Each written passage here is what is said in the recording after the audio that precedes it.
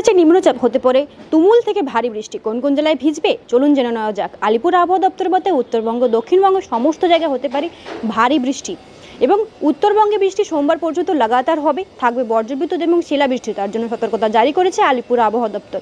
এবং দক্ষিণবঙ্গে মঙ্গলবার পর্যন্ত হালকা বৃষ্টি হবে, কিন্তু মঙ্গলবার পরে ভারী নিম্নচাপ সৃষ্টি হচ্ছে, যার জন্য ভারী বৃষ্টি হওয়ার সম্ভাবনা রয়েছে দক্ষিণবঙ্গের সমস্ত জায়গাগুলিতে।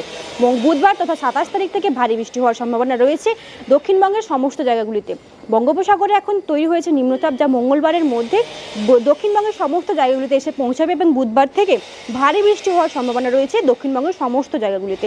এছাড়াও আজ থেকে কলকাতা, হুগলি, হাওড়াতে হালকা মাঝারি বৃষ্টি হবে, কিন্তু রবিবার তথা কাল ভারী বৃষ্টি হওয়ার সম্ভাবনা রয়েছে কলকাতায়। তার সাথে হাওয়ার বেগও থাকবে প্রচণ্ড পরিমাণে, হাওয়ার বেগ থাকবে 40 থেকে 50 কিলোমিটার/আওয়ার।